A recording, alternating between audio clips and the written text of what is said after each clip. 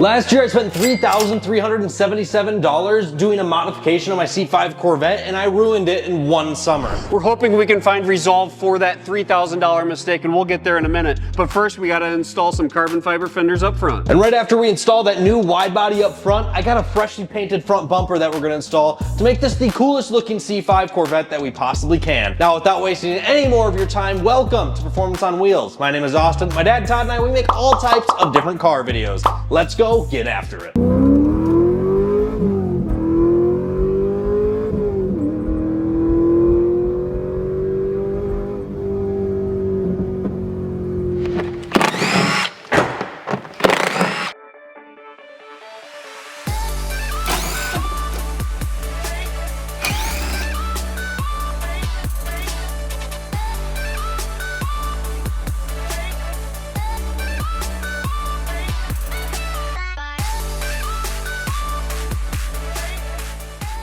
About 15 to 20 bolts later on each side, we got the factory C5 Corvette fenders off. Now I went ahead and I just kind of lowered the Corvette on some jacks here. We got the actual lift points out of the way so we can get under there a little bit further. And let's go ahead and see if we can fit these new carbon fenders on. But in reality, we did forget one screw, so this actually took about 7 minutes to take off. Whoops. This is not a paid product placement, but if you're local to Minneapolis area, I highly recommend Apple Collision and Glass. They absolutely knocked these things out of the park. Check out these few pictures of how rough these fenders were. I bought them used for like 300 bucks. They absolutely transformed these things for $300. They only charged me $300 for both of them, and they literally look brand new. Absolutely knocked it out of the park. All right. First official test fit of the carbon front wide body. Let's see how she fits here. I actually don't think this is a whole lot wider than stock, but I also can't really tell how it goes on. Working on figuring that out too.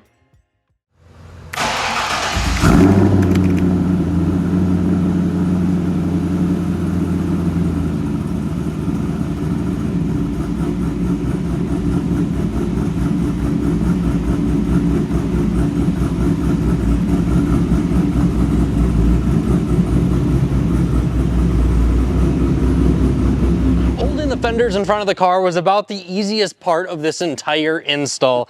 I mean, I thought the backs were bad. The fronts were just as bad, if not even worse. You thought we would have learned our lesson after the multiple installation onto the car, take off of the car, the cutting, the like over anxious installation of the rear fenders. You would have thought we would have learned our lesson to approach the front ones, but here we are. We did approach them, and they were just as bad as the back ones when it comes to the mold that these fenders came out of. It's just unbelievable to me a company can send out a product that has such a terrible mold on a product that is so unbelievably expensive. I mean, I know this is going to be hard to explain on camera, and we couldn't record it because we had 3 people holding this fender at the same time trying to get this on. But if you were to hold the top part of the fender against the front of the car, right? So you get this whole front piece, right, in front of the hood. You're holding that against the car.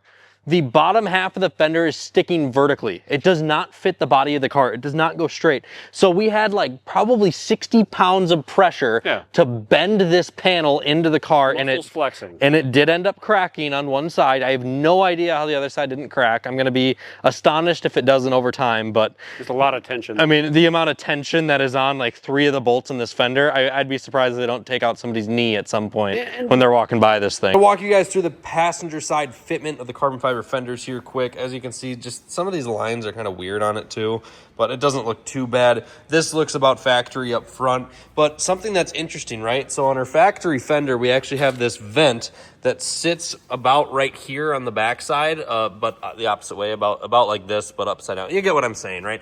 So it prevents air from getting inside of these vents. Well, we can't put that on here because there's 2 vents and it just doesn't fit. So now there's kind of access to my computer sitting right there. Also, this part has a small opening here, so there's a area that some fluid can get into my computer there. And same thing with this area right down here in the bottom. So we're gonna have to come up with a solution on how to fix that. But there was a lot of cutting involved in this section right here. I'm not super happy with this fitment, but it's what we had to do to get the door to open. And then ultimately I started spider cracking right here because the fender actually sits, like the mold of this fender is straight. I don't know if you guys could understand that, but with it bolted to the car right now, it looks nice and flush, but the actual mold of this fender wants to sit like this. So whenever we put it on here, it'd sit like this.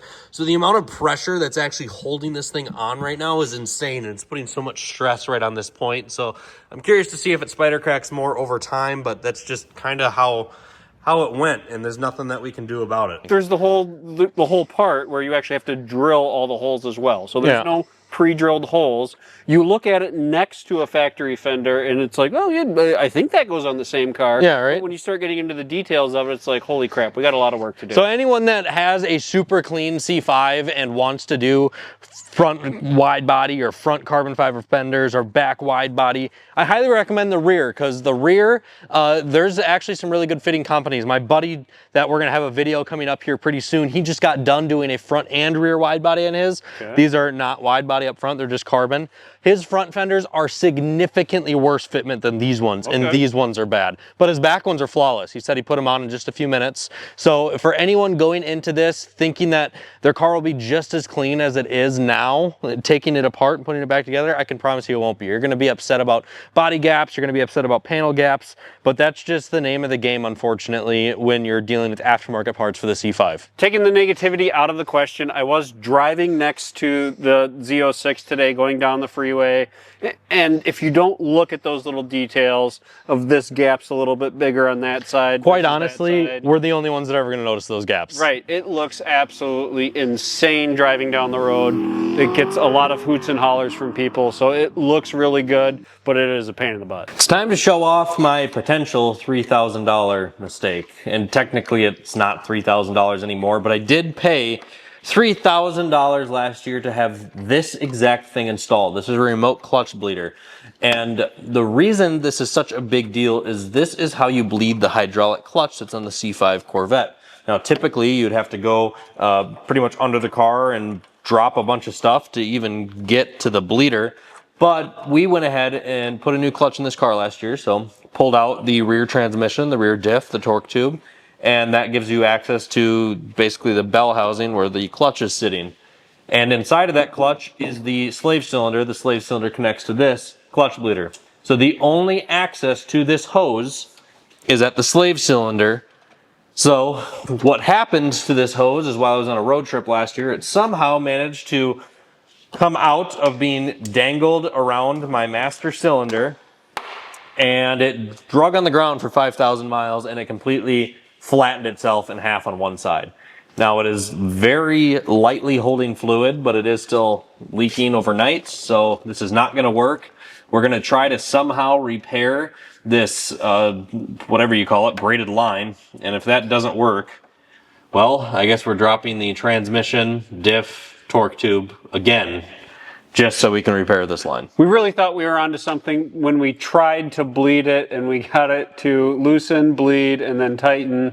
But yeah, it seeped a little bit overnight, so we're gonna try a AN connection on the end here and see if we can get it to work. And after spending countless hours with all of these ideas, probably $100 in parts in total, we're currently using a vice grip to have this car run down the road. Yes. Nothing worked. Yeah, it didn't work, and I know why it didn't work, but I also have a pretty high confidence level on how to make it work.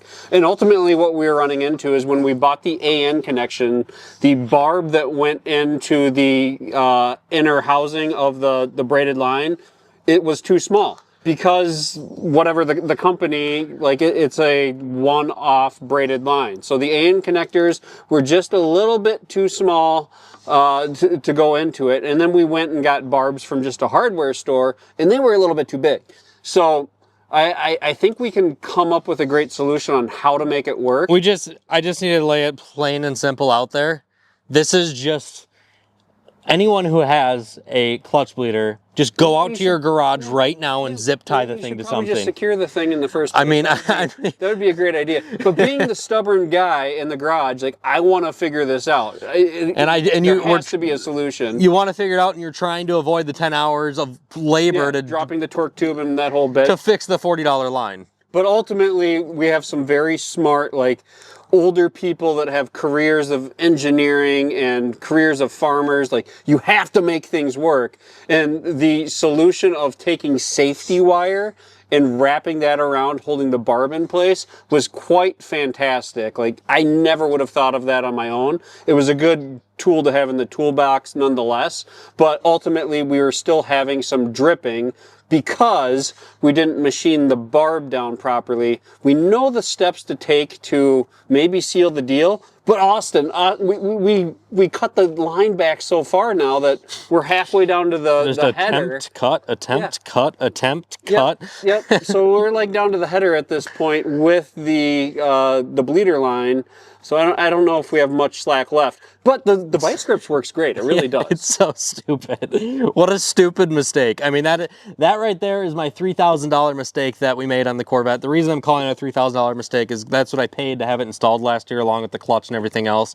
So all of that would need to get taken back apart. Of course, I do the labor myself this time, but man, we're going to have a really crappy next winter when we got to take it all back apart again and put it back together. This winter when we get the lift and the garage set up. Go outside, do yourself a favor, zip tie your line right now. What's inside of this box is the last thing that I am doing to this car for the rest of this year. So let's open it up and get started. As ugly as it is, I actually really like the hand placement on the stock C5 Corvette steering wheel. Thanks to Max Speeding for sending me this steering wheel cover, but this is genuine, authentic materials, Alcantara and perforated leather, matched to this yellow, which matches my wheels, my brake calipers, the Corvette emblems I have in the front and back. So just really nicely ties everything in, and the seats as well. So we have this nice steering wheel cover that they sent us. We have to hand stitch it onto here, and it's really just going to change the whole vibe of the steering wheel. I am super impressed with this steering wheel cover from Max Speeding. I always really like the factory steering wheel in the C5.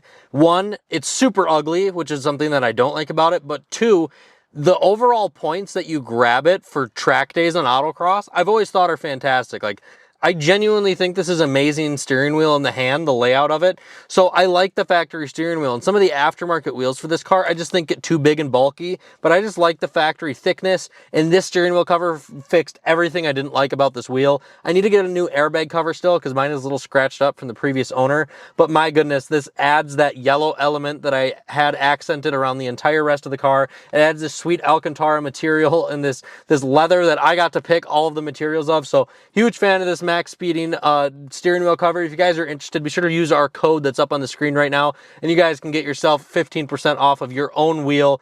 This was something that I've never done before. I've never stitched something in my life, and I managed to figure it out in about 8 hours, but I'm really happy with how it turned out. Facebook Marketplace hit me once again. The carbon fiber fenders popped up for a minor $300. Yeah, but easy. I couldn't just stop there, right? We're gonna put these scratched up fenders on the car next to this scratched up bumper. So let's spend another $600 and get them repainted. Yeah. Let's get them re-cleared. Yeah. And yeah, next thing I know, I'm now $36,000 into this car. Well, you couldn't just put the new shiny fenders on. You also had to take the front bumper off and get that re-sprayed. That's what I mean. Like, it's never going to end. It literally is never going to end. I need new seats now because I was teaching my fiance how to drive today. I went to go adjust my seat for the first time, and I don't know how long, and snap, right there. Seat snapped right in half. So there goes my cheap seats. Yeah, the Z06 badge obviously fell off when you put new fenders on, so now you have a C8 Z06 badge on the side there. And then my taillight went out today too. So you'll have to put new taillights on.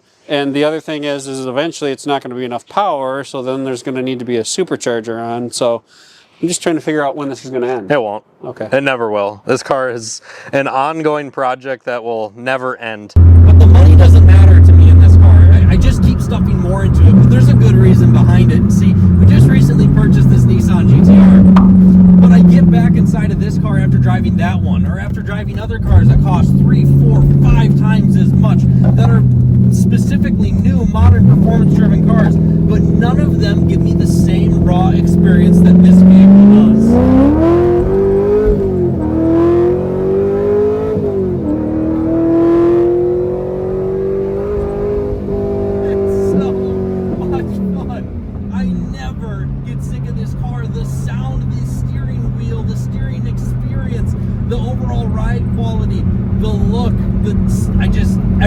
Everything about it is such a raw driving experience. I know the C6 is ultimately a better platform than this car, but you go back and forth between driving the two, and the C5 just has that raw factor that so few modern modern cars have. So few modern cars that have AC, that have power windows. Like the rawness that I get in this car reminds me of classic muscle cars, but it has the reliability of something new. And I just crave that experience. That's why I will never get rid of this car.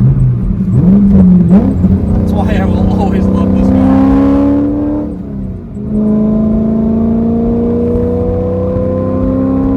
I'm really curious as to what you guys think of it now at this point. I have so many people that tell me this is the ugliest Corvette they've ever seen, and then the other 80% of people, the 20% haters, the other 80% say this is the coolest C5 they've ever seen in their life. So I'm genuinely curious, what do you guys think of the C5 down in the comments below? Is adding all this carbon making it worse, or is it making it better? Should I get it all painted? Should I, what's next? Like, what is next? One thing that I have always wanted to do, and when our new studio is done later this year, there's a huge project I've always wanted to take on, and that is building a full custom wing that attaches electrical to the brakes that you can flip on and off. So that way when you hit the brakes, it flips forward. And I want the Viper ACR wing on the back of this thing that's the exact width of the rear fenders.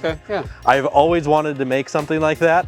I want to mount it from the rear reverse lights, so it is a chassis mounted wing that flips forward under heavy braking. Something very subtle. I have always wanted to build something like that, and I really want to know your opinion down in the comments below. But man, that was it. 36 grand, 2025, 36 in so far. That's Beautiful. $14,000 car. That's it.